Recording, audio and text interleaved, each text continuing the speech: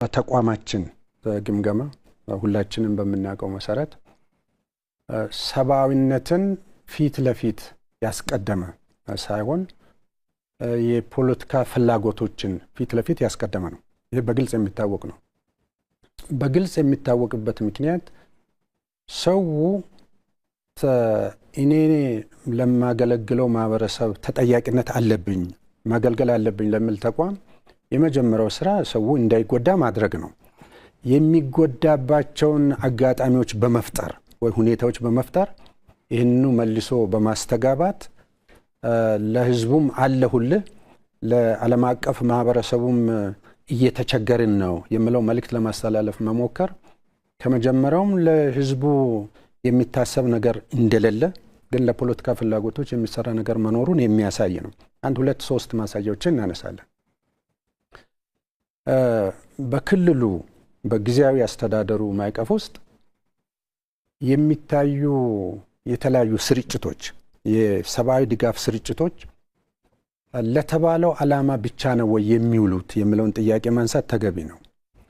ይህ ማለት ቅድም ባስቀመጥኩት ስሌት መሰረት የወርሃዊ የካሎሪ ፍላጎት፣ የገንቢ ምግብ ፍላጎት፣ የምግብ ዘይት ፍላጎት በተሟላ መንገድ የሚደርሰው ማህበረሰብ ለምንድነው ባልተፈለገ መንገድ ጉዳት ውስጥ ወድቋል ብለው ካሉ የጣሉት የሚለውን መመለስ ያስፈልጋል ማለት ሊሆን የሚችለው በቀላል አገላለጽ ቅድም ያነሳሁት 2 ሚሊዮን ኩንታል በ32 ቢሊዮን ብር እየተሰራጨ ያለ ተጎዳ ማህበረሰቡ ከተባለ እና በዛ መንገድ የሚቀርብ ከሆነ ስለዚህ የተላከው የተሰራጨው የምግብ እህል ቁሳቁስ በተሟላ መንገድ ሰዎቹ እየተጠቀሙት አይደለም ማለት ነው። እንግዲህ ተከትሎ የሚመጣው ጥያቄ ታዲያ የት ሄደ ነው? ታዲያ የት ሄደ? ሂሳቡ ዓለም አቀፍ ስሌት ነው። አንድ ሰው በእለትና የእለቱ ደግሞ በወር ተባዝቶ ሲታወቅ ምን ያክል ፍጆታ ምን ያክል የካሎሪ ፍላጎት ይኖረዋል ተብሎ የተሰራ ነው። ይሄ ዓለም አቀፍ መመዘኛ የሚያሟላ በዛ ስሌትም የሚከናወን ይህንንም ተሰልቶ 15 ኪሎ ግራም የምግብ የእህል ዘሮች 1.5 ኪሎ ግራም የጥራጥሬ ዘሮች 0.45 ሊትር ደግሞ ዘይት ይሰጣል ብለናል። የምግብ ዘይት ይሄ አንድን ሰው በየትኛው መንገድ ወደ ሌላ ችግር ውስጥ የሚከተው አይሆንም። በሌላ በኩል ከዚህ ጋር ተጓዳኝ የሆኑ ሌሎችም አገልግሎቶች ይሰጣሉ። ይሄ እየተሰጠ ያለ ጎደለ የሚል መዋቅር ካለ የጎደለበትን ምክንያት ገልጾ ተጨማሪ ድጋፍ የሚጠይቅ ካለ ተጨማሪ ድጋፍ ከሚሰጡ አካላት ለምሳሌ ከፌደራል መንግስት ከምንልከው እና ከተላከው በተጨማሪ ማለት የሚለውን ፊት ለፊት ተነጋግሮ ችግሩን ለመፍታት ማየት ይጠበቃል ማለት። ስለዚህ የክልሉ መግለጫም ይሁን የጊዜያዊ አስተዳደሩ ፍላጎት እና ሁኔታውን ሲገመገም መጀመሪያ መመለስ ያለበት የሄደው እህል የሄደው የምግብ ድጋፍ በተሟላ መንገድ የሰውን የወር ቆይታ የሚያሟላ ሆኖ ሲያበቃ ምን ጎሎት ነው የት ሄዶ ነው የሚለው መመለስ ያስፈልጋል ማለት። ይሄ አንዱና ትልቁ ነጥብ ነው። ሁለተኛው ለሰብአዊነት የሚያስብ ሰው ፖለቲካውን ይቆይልኝ ብሎ ለሰብአዊነት የሚሄድ ሰው እዛ ያለውን ተፈናቃይ ማህበረሰብ መልሶ የማቋቋም ስራ ላይ የራሱን ድርሻ መወጣት አለበት። ተፈናቃይ ማህበረሰብን ለፖለቲካ ፍላጎት አግቶ የማቆየት ዝንባሌ ሰው በየትኛውም ሰዓት ራሱ ምርታማነትን ከመፍጠር አግዶ የሚያቆይ ነው። ስለዚህ የፖለቲካ ግብን ማሳካት የህዝብን ደህንነት የህዝብን የምግብ ፍላጎት ከማሟላት ጋር ሲነጻጸር የህዝብን ፍላጎት ማርካት የበላይ ነው፣ ሌሎቹ በሙሉ ቀጥለው የሚመጡ ናቸው ብሎ ከመስራት ይልቅ ተጠያቂነት አለመውሰድ፣ ኃላፊነት አለመውሰድ፣ ኃላፊነቱን የሌላ ሰው አድርጎ መውሰድ የሚታይበት ሁኔታ መገለጫዎቹን ስናይ በእርግጥም ለህዝቡ ታሳቢ ያደረገ ህዝቡን ለመታደግ የቆረጠ ለዛም የሚተጋ አካል ነው ብሎ ለመውሰድ በጣም ያስቸግራል። መልካም በክልል ውስጥ የተለያዩ መጠለያ ጣቢያዎች አሉና አንድ መጠለያ ጣቢያ ጉዳይ ጎልቶ ወጥቷልና ከዚህ ዘመቻ ጀርባ ያለው ሀቅ ምንድነው? እዛ አካባቢ ያለው የሰብአዊ ድጋፍ ተደራሽነትስ ምን ይመስላል? እንግዲህ በአስገደ ወረዳና በሂጻጽ ካምፕ ላይ ጊዜያዊ መጠለያ ጣቢያ ላይ ያለውን ሁኔታ ገባ ብለን ለማየት ሞክረናል። አመቱን ሙሉ ቅድም ባልኩት መልኩ ድጋፍ ሲደረግ የቆየ መሆኑ እንደተጠበቀ ሆኖ ባለፉት 4 ወራት ደግሞ ምንድነው ሲሆን የነበረው የሚለውንም አይተናል። በእነዚህ በ4 ወሮች በሙሉ ሁሌም ቢሆን የሚገባቸውን ሲያገኙ የነበረ እንደሆነ ታይቷል። መረጃዎቻችን ይሄንን ነው የሚያሳዩት። ስለዚህ ለምንድነው አሁን በዚህ ሰዓት ላይ የሚፈነዳ ነገር አድርጎ ለማምጣት ያስፈልገው የሚለው ቅድም ካነሳናቸው ነጥቦች ጋር የሚያያዝ ነው። ዋናው የሆነ ነገር ለማሳካት ሲፈለግ የሆኑ ሰዎችን አጀንዳዎች ለማስተጋባት እና በዛም የሆነ የፖለቲካ ጥቅም ትርፍ ይገኛል ተብሎ ሲታሰብ የሚሰራውን የተለያዩ የሴራ ጉዳዮችን መሰረት የሚያደርግ ነው። ለምሳሌ የሂጻጽ ብቻ ሳይሆን ሌሎችም ጊዜያዊ መጠለያ ጣቢያዎች ላይ ተመሳሳይ ችግሮች አሉ በሚልም የሚቀርብ ነገር አለ። እንግዲህ ቀድሜ ደጋግሜ ያነሳሁት 2 ሚሊዮን ኩንታል በአመት የሚያገኝ በጣቢያውም እንደዚህ በተመሳሳይ ከ99% በላይ ድርሻው የሚደርሰው ማህበረሰብ 32 ቢሊዮንን ያክል ሀብት የወጣበት ሰብአዊ ድጋፍ የሄደበት ክልል ከሂጻጽ ጊዜያዊ መጠለያ ጣቢያ ይሁን ሌሎች መጠለያ ጣቢያዎች ላይ ተመሳሳይ ችግር አለ ብሎ ካለ ስለዚህ የሄደው ሰብአዊ ድጋፍ የት ሄደ ማለት ነው። ይሄ የሰብአዊ ድጋፍ መጠኑ ሳይንሳዊ በሆነ ዓለም አቀፋዊ በሆነ መስፈርት ተረጋግጦ የሚሰራጭ ነው።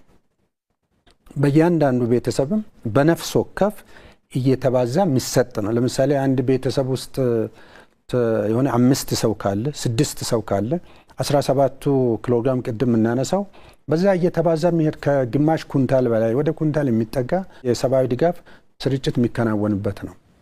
ስለዚህ የተላከው የት ሄደ የሚለውን ማየት ጥሩ ይሆናል። ኦፍ ኮርስ የምናውቀው ነገር ከዚህ በፊት በነበረው ልምድ ማህበረሰቡ እጁ ላይ ሀብት ከደረሰው በኋላ ሰብአዊ ድጋፍ ምግብ ከቀረበለት በኋላ ከቀረበው ሀብት በፈቃደኝነት ላይ የተመሰረተ እየተባለ የሚቀረጥበት ሁኔታ ነበር። ያ የሚቀረጠው ከድርሻው የሚቀረጠው ምንም ጥያቄ የለውም። ሰው ከመጀመሪያ ተሰልቶ ወርሃዊ ፍጆታው ተሰልቶ የቀረበውን የሰብአዊ ድጋፍ ቁሳቁስ ያነሰ ውጤት እንዲኖረው ያነሰ የተሟላ ነገር እንዳይኖረው ያደርጋል።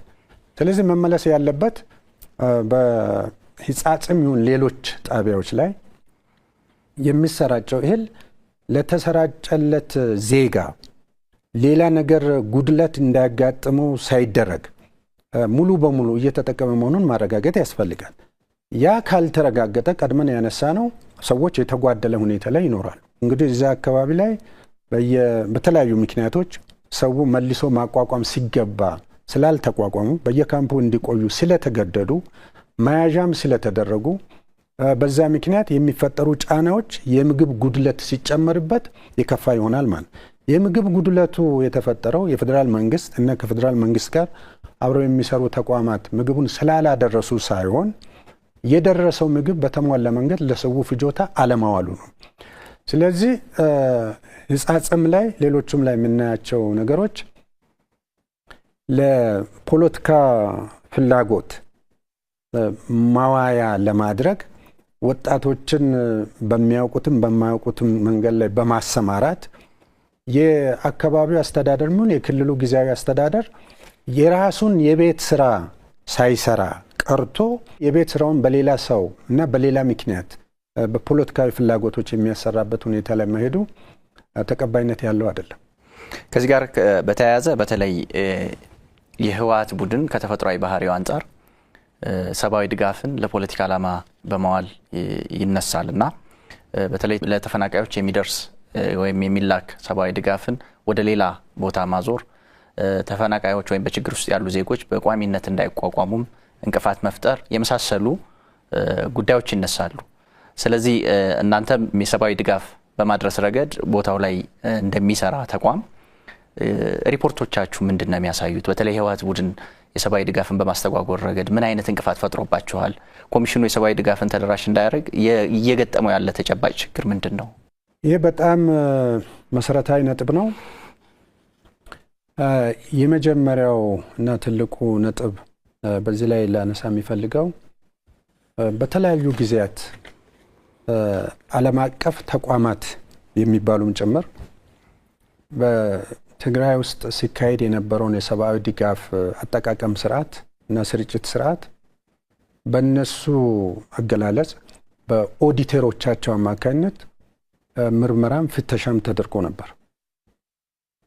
የአንድ ዓመት ጊዜ ውስጥ አንድ ዓመት ተኩል ጊዜ ውስጥ ምናየው ማለት ነው። በእነዚህ ጥናቶች የተረጋገጠው ተፈናቃይ ማህበረሰብም ይሁን በክልሉ ውስጥ የሰብአዊ ድጋፍ ይፈልጋሉ የሚባሉ ዜጎች ተለይተው የሚታወቁ በፍላጎት ነው በሚል ሽፋን ውስጥ ግን ሁላቸውም እንደ መዋጮ ከተሰጣቸው እህል የተመደበባቸውን ድርሻ አሳልፈው የሚሰጡበት ሁኔታ ነበር። ይሄ የአጥኚዎቹ ውጤት የሚገልጸው ማለት። ሁለተኛው ተፈናቃዩ ማህበረሰብ ወደ ቋሚ ቀያቸው እንዲመለሱ የሚደረገው ጥረት ሁሌም ቢሆን ሲስተጓጎል ቆይተዋል። በአንድ በኩል ምግቡ በትክክል አይደርስም፣ በሌላ በኩል ተፈናቃይ ማህበረሰቡን መልሶ በቋምነት ምናልባትም በተሻለ ሁኔታ መልሶ የማቋቋም ፍላጎትም እንዳይሳካ ይሰራል። ይሄኛው እንዳይሳካ የሚሰራው የተለያዩ የፖለቲካ ፍላጎቶች ባልተሳኩበት ሁኔታ የዜጋው ጉዳይ ቅድሚያ የሚሰጠው አይደለም በሚል ነው። ይሄ በደንብ መያዝ ያለበት ነው። ዜጋው እንደ ዜጋ እንደ ሰብአዊ ፍጡር ለየትኛውም ሌሎች አጀንዳዎች መያዣ መሆን የለበትም። ዜጋው ለፖለቲካ ፍላጎቶች በዓለም አቀፍ ማህበረሰብ ዘንድም ይሁን በፖለቲካ ፍላጎቱ በራሱ ላይ ብዥታ በሚፈጠር አይነት መንገድ መያዣ የሚሆኑ ከሆነ ይጎዳሉ ማለት ነው። ይህ ሁለተኛው ነው። ሶስተኛው እኛ እንደ አገር ከተፈናቃይነት ጋር ተያይዞም ይሁን ራሳችንን መቻል አለብን ብለን በምንሄደው ላይ የቆየ እና ያለፉት መንግስታት በዘመናት ታይቶ የነበረውን በየቀኑ የረሃብ ከበሮ እየተመታ ይህንኑ ለመፍታት የሚያስችል ክልላዊ ነባራዊ ሁኔታም ባለበት ሁሌም ችግር እንደሆነ ይህንንም በማያሸማቅቅ መንገድ የራሳቸው የቤት ስራቸው የሆነውን ነገር የሌላ ሰው ስራ በማስመሰል የሚከድበት መንገድም ተቀባይነት ያለው አይደለም። እነዚህና ሌሎችን ቅድም ያነሳሁትንም የሚሄደውን ሰብአዊ ድጋፍ በትክክለኛው እንዲደርስ ከማድረግ ይልቅ የተለያዩ የቀረጥ ስርዓቶች ውስጥ በማስገባት የሄደለት ኦር የሚላክለት ሰው በተሟላ መንገድ አግኝቶ ህይወቱን ከችግሩ መሰረታዊ መፍትሄ እስከሚያገኝ ድረስ እንዳይቋቋም የማድረግም በጣም የተደራጀና ስርዓት የሚመስል ነገር ተዘርግቶ የሚሰራው ነገር በሙሉ የሚያሳየው ትህነግ ለራሱ የፖለቲካ መዳረሻ ለሚላላካቸውና በመላላክ ሊያተርፍ ለሚፈልጋቸው ነገሮች ሟች እንደሆነ ነው የሚያሳየው። ይህ ደግሞ ዛሬ የተፈጠረ ትላንት የሚል ሳይሆን እድሜውና ታሪኩን በሙሉ ለሚመረምር ሰው በጣም ግልጽ የሆነ ነገር ነው። እንደሚገባኝ ተጠያቂነትም የለም። ሰዎች የሚፈልጉትን ይሆናሉ፣ የፈለጉትን ያደርጋሉ።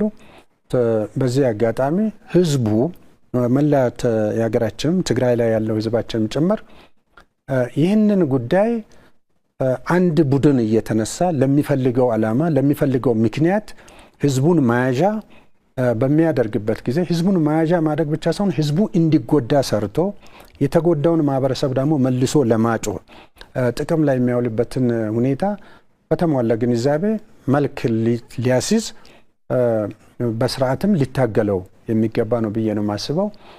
ስለዚህ በእኔ ሀሳብ ትህነግ እየሄደበት ያለው ስሌት እና አካሄድ ህዝቡን እየጎዳው ነው። የህዝቡንም ገጽታ እያበላሸው ነው። የህዝቡን ታታሪነት፣ የህዝቡን ትጉህነትም በጣም በእጅጉ በሚባል ደረጃ እየሸረሸረው ነው የሚገኘው። አይንክ ማህበረሰቡም እዛ አካባቢ የሚንቀሳቀሱ የተለያዩ ፓርቲዎችም ጭምር በኃላፊነት መንፈስ ለህዝባቸው ባለው ኃላፊነት እና ተጠያቂነት ማስተካከል አለባቸው ብዬ ነው የማስበው። እንግዲህ አሁን እርሶም ሲጠቅሱት እንደነበረው የህወሓት ቡድን በተለይ ሰብአዊ ድጋፍን ለፖለቲካ ከማዋል አንጻር በችግር ውስጥ ያሉ ዜጎችን ደግሞ ለፖለቲካ ጥቅም አሁንም ከማዋል አንጻር በዘላቂነት እንዳይቋቋሙ ከማድረግ አንጻር የሚያከናውነው ነባር ባህሪው ከቡድኑ ባህሪ አንጻር ነባር ባህሪው እንዳለ ሆኖ ከዚህ አኳያ የዓለም አቀፉ ማህበረሰብ ምን መገንዘብ አለበት ይላሉ ኮሚሽነር? ትህነግ የሚታወቅበት ቋሚ ባህሪ ተብሎ የሚወሰደው ሌላኛውን ስኬት ኦር ሌላኛውን ዓላማ ለማሳካት በሚፈልግበት ጊዜ የዓለም ማህበረሰብን ትኩረት ይስባል። ምናልባትም ትግራይ ውስጥ ያሉ ዜጎቻችንም ጭምር ጆሮ ይስባል የሚሉ አጀንዳዎችን ማስተጋባት የተለመደ ነው። በተለይም ሰው በሰብአዊ ድጋፍ ምክንያት ወይ በሰብአዊ እርዳታ ምክንያት ተጎዳ የሚለው አገላለጽና አጀንዳ አድርጎ ለማስተጋባት መሞከር ለብዙ ሰው በቅንነት ለሚያየው መጎዳት የለባቸውም፣ ድጋፍም ማድረግ አለብን የሚል ሐሳብ ላይ እንዲደርስ በፍጥነት ሊገፋ የሚችል ነው። ስለዚህ በትህነግ ባህሪ ይሄ ሂሳብ በጣም ብዙ ጊዜያት በጣም በብዙ ግጭቶች ወቅት እንደ ቅድመ ሁኔታ ማሟያ አይነት እየተደረገ የሚቀርብ ነው። ይህን ባለፉት ጊዜያትም መንግስት ህዝብን ሰብአዊ ድጋፍ እንዳያገኝ እንዳይደርሰው እያደረገ ነው፣ በዚህ ምክንያት እንደ መቀጫ እየተጠቀመ ነው ወዘተ በሚል ሲቀርብ ነበር። ይህ የዓለም አቀፍ ማህበረሰቡ ዘንድም ሲታይ በሰብአዊ እርዳታ ምክንያት ለምን ሰው ይጎዳል? ስብዕናን መታደግ፣ ሰብአዊነትን በሚቻለው መንገድ ሁሉ መደገፍ የሁላችንም ድርሻ ነው ብሎ እንድል መንገድ መክፈቻ ነው። ስለዚህ በዚህ አጋጣሚ ላነሳ የሚፈልገው ፌዴራል መንግስትና ሌሎች በሰብአዊ ድጋፍ ዙሪያ ላይ የሚሰሩ አካላትም ቢሆኑ ቅድም ያነሳነው የ2 ሚሊዮን ኩንታል እና የ32 ቢሊዮን ብር ጉዳይ የት ነው የደረሰው? ምንድነው የሚሆነው? ምንድነው የሆነው የሚል ጥያቄ አንስተው ይህንን ማደናገሪያ የሚሆን ነገር ላይ ከመደናገር ትክክለኛውን ነገር ለመገንዘብ መስራት አለባቸው ማለት ነው። እንደምናውቀው የዓለም አቀፍ ሰብአዊ ከባቢው በጣም እየጠበበ የሄደ ነው። ሰብአዊ ድጋፍ በራስ አቅም ብለን ስንል የሆነ የተንበሸበሸ እንትን ከባቢ ስላለ አይደለም። ግን የፖለቲካ ፍላጎቶች፣ የፖለቲካ ዝንባሌዎች በዚህ ውስጥ ተጃምለው በሚመጡበት ጊዜ ያው የሚሳፈሩ ይኖራሉ ማለት ነው። ለሰብአዊ ድጋፍ ለማቅረብ በሚል ስሌት ሳይሆን በሰብአዊ ድጋፍ ሽፋን የሚፈልጉትን ለማድረግ የሚፈልጉትን ቅድመ ሁኔታ ለማሟላት በዚህ ላይ መረባረብ ይኖራል። ስለዚህ በዚህ አጋጣሚ የዓለም አቀፉ ማህበረሰቡም ጭምር በተለያዩ ዓለም ሀገሮች ያሉ ትውልደ ኢትዮጵያውያንም ጭምር ምንድነው እየሆነ ያለው? ያ ሁሉ የሚባለው የት ነው የደረሰው? ለምንድነው በዚህ መንገድ የሚስተጋባው? ወደሚስተጋባው ከመደረሱ በፊት ለምንድነው ማስተካከያ ያልተወሰደው? የአካባቢ አስተዳደሩ፣ የክልሉ ጊዜያዊ አስተዳደር ለምን ጠበቀ? ለምን ይሄንን ከየት አምጥቶ ነው የሚለው ጥያቄ መጠየቅ አለበት ማለት። ስለዚህ የዓለም አቀፍ ማህበረሰቡም ይሁን በየተለያዩ የዓለም ሀገራት ያሉ ኢትዮጵያውያንና ትውልደ ኢትዮጵያውያን የመጀመሪያ ጥያቄ ሊሆን የሚገባው ፌዴራል መንግስት በሚታወቅ መረጃ ማስረጃ የተላከው ሰብአዊ ድጋፍ የት ነው የሄደው የሚለውን መጠየቅ። ሁለተኛው ሰብአዊ ድጋፍ በዚህ አይነት መንገድ ሳይደርስ ቀርቷል ብሎ ካለ ይህ አሁን የሚባለው ነገር እስከሚደርስ የት ነው የነበረው የሚለውን መጠየቅ። ሶስተኛው ደግሞ የትኛውን የፖለቲካ ፍላጎት ለማሟላት ነው በዚህ አይነት መንገድ መግለጫዎች በየእንትኑ የቲክቶክ የዩቲዩበርስ ስፖንሰር እያደረጉ የመስራት የማሰራት ነገር ከየት ነው የመጣው የሚሉ ጥያቄዎችን መጠየቅና ትክክለኛውን ግንዛቤ በመያዝ ይሄ አካል ሰብአዊነትና ፖለቲካን እንዲለየው ተፈናቃይን መያዣ ከማድረግ እንዲቆጠብ እንደ የትኛውም ክልሎቻችን በራሱ ሰብአዊ ድጋፍን በራስ አቅም ለማሟላት እንዲረባረብ፣ በሌላ በኩል ደግሞ በየካምፑም ይሁን ከካምፕ ውስጥ ያሉ ዜጎቻችንን መጠቀሚያ ከማድረግ መያዣ ከማድረግ መቆጠብ እንዳለበት ለአገራችን ክብር፣ ነጻነት፣ ሉዓላዊነት ራሱም የሚናውን ድርሻውን እንዲወጣ በማድረግ ላይ በሁሉም ደረጃ ያሉ የመልካም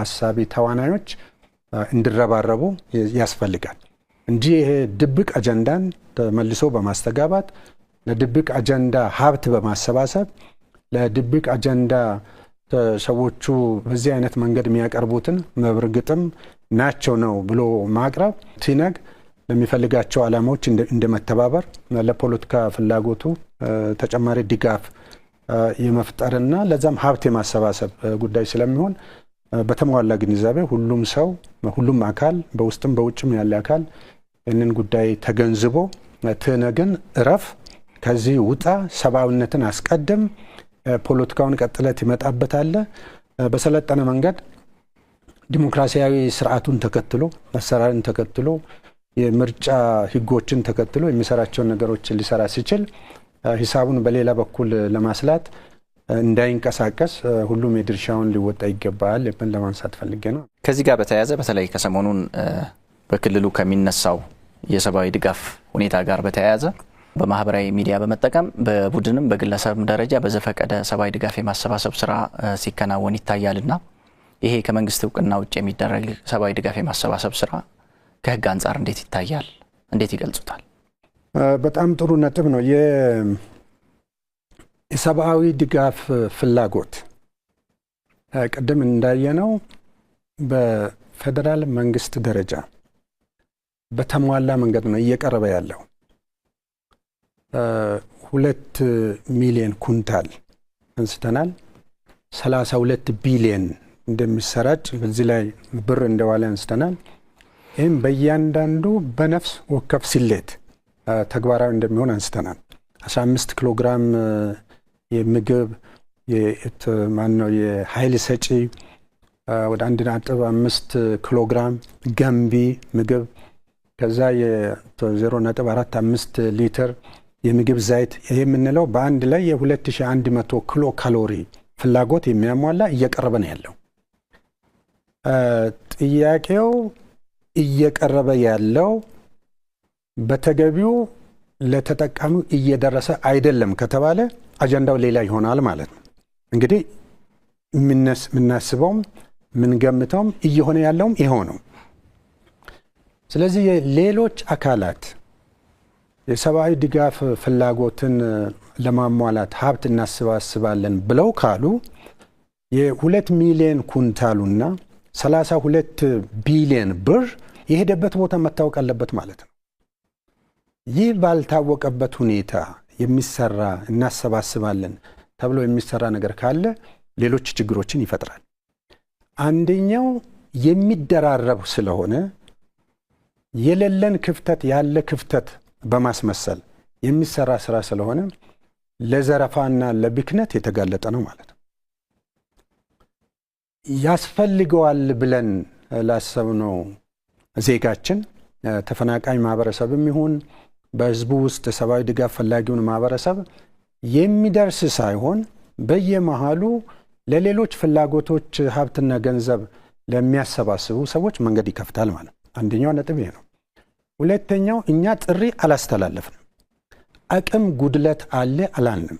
የፌደራል መንግስት የአደጋ ስጋት ስራ አመራር ኮሚሽን ለዚህ የሚሆን በቂ አቅም፣ በቂ ክምችት፣ በቂ አሰራር አለው። ቅድም እንዳነሳሁት ማን ምን ያክል የሰብአዊ ድጋፍ ፍላጎት አለው የሚለው በሳይንሳዊ መንገድ ይተነተናል።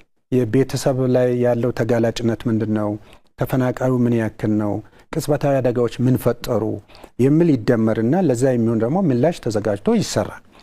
በዚህ ላይ አቅማችን አጥሯል፣ ድጋፍ እንፈልጋለን፣ ስለዚህ በዚህ ጉዳይ ላይ ዜጎቻችን ተረባረቡ ብለን ያነሳነው ጥያቄ የለም። ሶስተኛው የሰብአዊ ድጋፍ ፍላጎት ላይ እናግዛለን የሚል አቅም ኃይል የግል ሴክተርም ይሁን ማህበረሰባችን ውስጥ የሚሰራጩ የተለያዩ ፍላጎቶችና ስራዎችም ይሁኑ እንደ አገር የአደጋ ስጋት ምላሽ ፈንድን በተደራጀ መንገድ ለማቀናጀት የሚያስችል ስራ ተሰርቷል። የአካውንት ስርዓታችን አለ፣ የአሰራር ስርዓት አለ፣ የቦርድ ስርዓት አለ። መንግስት በዚህ ጉዳይ ላይ የሰብአዊ ድጋፍ በራስ አቅምም ጨምሮ የአደጋ ስጋት ስራ አመራር ፖሊሲዎች ተነድፈዋል። የአደጋ ስጋት ስራ አመራር አዋጅ ተነድፈዋል። የአደጋ ስጋት ምላሽ ፈንድን በሚመለከት ደንቦች ወጥተው ተግባራዊ እየተደረጉ ነው። ስለዚህ በዚህ አሰራርና በዚህ ስርዓት ነው ሊሄድ የሚችለው። በጣም ኢምፖርታንት ጠቃሚ ነጥብ ማነሳው በአዲስ በጸደቀው በአደጋ ስጋት ስራ አመራር አዋጃችን ላይ ፍላጎቶችን በማናር ሰብአዊ ድጋፍ ፍላጎቶችን ማለት ነው የሌሉ ፍላጎቶችን በመፍጠር ባልተገባና በተሳሳተ ሁኔታ የሚሄድ ተቋም፣ ግለሰብ፣ አካል ካለ በሕግ ይጠየቃል። ይሄ በሕግ የተደነገገ ከዚህ በፊት በግልጽ ወጥቶ ያልነበረ አሁን ባለን በአደጋ ስጋት ስራ አመራር አዋጅ በተጠያቂነት በራሱ ምዕራፍና አንቀጽ ተደንግጎ የተቀመጠ ነው።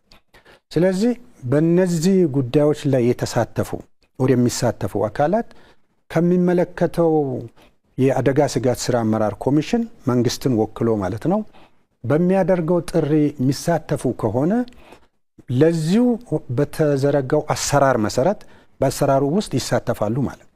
የአካውንት ስርዓቱ አለ፣ የተቸገረውን የምንለይበት ስርዓት አለ። የምንለይበት ስርዓት በፌዴራልም ከክልሎችም ጋር አብረን የምንሰራው ስራ አለ።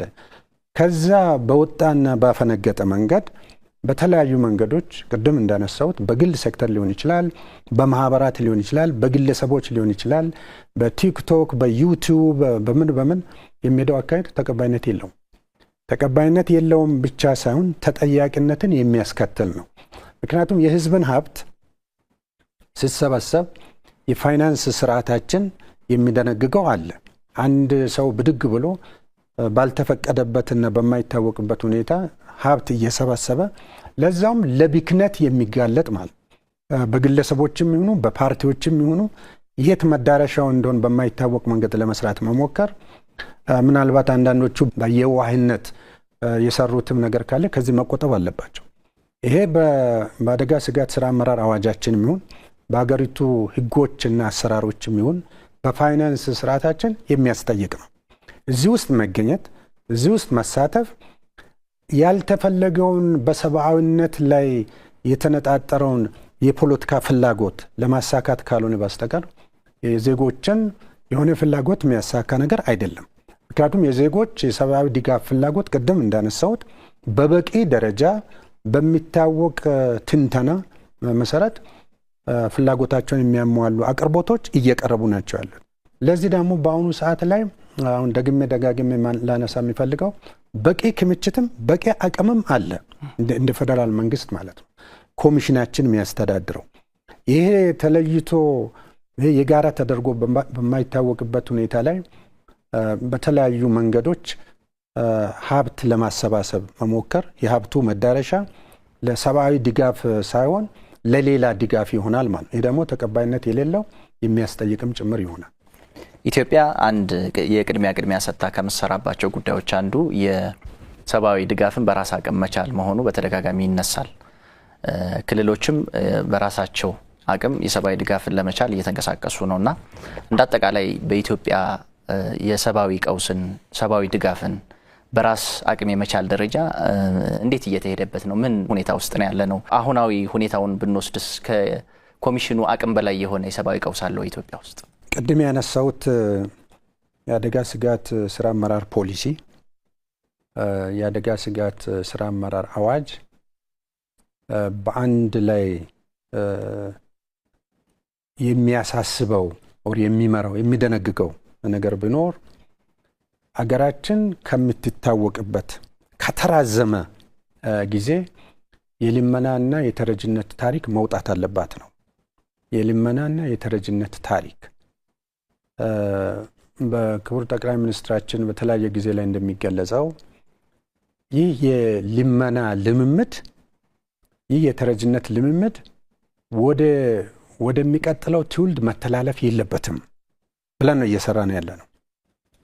በዚህ ስራ ላይ ፍኖተ ካርታዎች ተቀርጸው ፓኬጆች ተይዘው ሁሉም የክልል መስተዳድሮቻችንና አካሎቻችን ባለቤት የሆኑበት ሰፊ እንቅስቃሴ እየተደረገ ነው ያለው። ይህ እንቅስቃሴ ከተጀመረ ወደ 2 ዓመት አካባቢ ሊሆን ነው። ወደ 10 ክልሎች የሚያክሉ የሰብአዊ ድጋፍን ከፌደራል መንግስት የሚሰጥባቸውን እድሎች እና ጊዜያት በራሳቸው ጊዜ ማከናወን ከጀመሩ ወደ 2 ዓመት አካባቢ እየሆነ ነው። ይህ ማለት ምን ማለት ነው? ሰብአዊ ድጋፍን ለዜጎቻችን በተመለከተ በሆነ አገር ላይ ታክስ ከሚሰበሰብባቸው ሰዎች እየመጣ በራሳችን አገር ያለው ማህበረሰብ ታክስ ሰብስቦ ምላሽ ሊሰጥ ከሚችለው አቅም በተለየ መንገድ መሄድ የለብንም ነው። ከውጭ በእርዳታ መንገድ የሚመጣ የምግብ እርዳታ በነፃ የመጣ የሚመስል ቢሆንም በውስጡ ግን ብዙ ችግሮች ያሉበት እንደሆነ በመገንዘብ በተለይም የህዝባችንን የክብሩን፣ ነፃነቱን፣ የተሟላ ሉዓላዊነቱን ለማረጋገጥ የምንችለው ሰብአዊ ድጋፍ ሉዓላዊነትን ስናረጋግጥ ነው በሚል እየተሰራ ነው ያለው። በዚህ ጉዳይ ላይ በጣም ብዙ ሄደናል። በፓኬጆች ደረጃ ቅድም እንደምናነሳው የአደጋ ስጋት ምላሽ ፈንድን አደራጅተናል። የአደጋ ስጋት ምላሽ ፈንድ በየትኛውም ጊዜ ለሚያስፈልጉን ወጪዎች በሙሉ ሌላ ቦታ ላይ ማንጋጠጥ ሳያስፈልግ በራሳችን አቅም እንድንወጣ ነው። ሁለተኛው ከዕለት ደራሽ ክምችት በተጨማሪ የመጠባበቂያ ክምችትም ምን ያክል እንደሚያስፈልገን ለይተን በዛም ላይ የሚያስፈልገንን እየያዝን በጣም ጥሩ ደረጃ ላይ ነን የምንገኘው። ስለዚህም የእህል ዘር ክምችት ጉዳይ በተመለከተ የሆነ ሌላ ቦታ ላይ የምናማትረው ነገር የለም ለማለት ነው። ሶስተኛው ከዚህ ጋር አያይዘን ትልቁ ንጣፍ ነው የሰብአዊ ድጋፍ ሉዓላዊነት ብለን የምንወስደው የዜጎች እርስ በርስ የመደጋገፍ የማህበረሰብ አጋርነት አቅማችንን አጎልብተን መሄድ አለብን ነው። ሶስቱን ከውስጠን ብናይ ይሄ አገራችን የተካነችባቸው እምቅ አቅም ናቸው የምንላቸው ነገሮች ያሉበት ነው። ምን ሆነን ነው የምንለምነው? ምን ሆነን ነው እጅ የምንዘረጋው? ምን ጎሎን ነው የሚለው ጥያቄ የበላይ አመራሮቻችን በተለያየ ጊዜያት ከሚያስተጋቡት ወስደን ወደ የራሳችን አምጥተን ስናየው ልመና፣ ተረጅነት፣ የእርዳታ ጥገኝነት ክብራችንን፣ ነፃነታችንና ሉዓላዊነታችንን ያሽመደመደ ነው። ከዛም አልፎ በዚህ አይነት መንገድ የሚቀርቡ እርዳታዎች ለብዙ ነገሮች እንደ መሳሪያ የሚያገለግሉ ናቸው። በተለይም የፖለቲካ ፍላጎቶችን በአገር ውስጥ ለማሳካት ፊት ለፊት ሳይሆን በጓዳችን ገብቶ የሚፈልጉትን ነገር ለማሰቃቃቀል የሚጠቅም ነው። ስለዚህ እርዳታ፣ ልመና፣ ተረጅነት የሚባሉ ጉዳዮች ላይ ራሳችን ለራሳችን ዜጋ፣ መንግስታችን ለዜጋው የሚበቃና የሚተርፍ እንጂ የሚያንሰን ነገር የለም የሚል የሚወስድ ነው። በዚህ ላይ ተነስተን ቅድም ያናቸውን መሰረታዊ ጉዳዮች ወስደን የሰው ኃይል አቅማችን፣ የሚታረስ መሬት አቅም፣ የውሃው አቅርቦት፣ ቴክኖሎጂው፣ እስካሁን የመጣንባቸው ልምዶች በተለያየ መንገድ በኩታ ገጠም፣ በሌማት ትሩፋት፣ በብዝሃ ዘርፍ የኢኮኖሚ ስሪቶች የመጣንበት በሙሉ አቅማችንን ገንብተን ሁለት ጉዳዮች ሰብአዊ ድጋፍ ፈላጊ ይኖራል። አዎ ይኖራል፣ በራሳችን አቅም። አደጋዎች ይኖራሉ። አዎ ይኖራሉ፣ በራሳችን አቅም ነው። ይህንን ምንመልሰው ምንመክተው ብለን እየሰራን ነው የምንገኘው። በዚህ ውስጥ በተለይም በትግራይ ክልል ላይ የምናየው ሰብአዊ ድጋፍ በራስ አቅምን በራስ ዝግጅት በፈንዱም ይሁን በክምችቱም በሌላው ከመሄድ ይልቅ ያለውን ለዛ እንዲሆን የተላከውንም ድጋፍ ጭምር ለዜጋው በመንፈቅ በሌላ በኩል ዜጋውን ተረጂ በማድረግ ይሄንኑ ለዓለም ማህበረሰብ በማስተጋባት ከዚህ በፊት በ67ቶቹ 77ቶቹ አጋጥሞናል የምንለውን አይነት ነገር እንደገና እየተደገመ ነው የሚል አይነት ዝንባሌ የማሳየት በዚህም ለሚያስቡት የፖለቲካ ሂሳብ መጠቀሚያ የማድረግ ሁኔታ ነው የሚታየው። ስለዚህ ሰብአዊ ድጋፍ በራስ አቅም አሁን ያለንበት ሁኔታ እጅግ በጣም አስተማማኝ የሚባል የትኛውንም አይነት በሰው ሰራሽ መልኩም ይሁን በአየር ንብረት ለውጥ ምክንያት የሚከሰቱ ችግሮችን በራስ አቅም ምግብን በሚመለከት የምንመልስበት የምንሸፍንበት ሌሎች ጉዳዮች ላይ ደግሞ እንደየ ሁኔታው በአጋርነት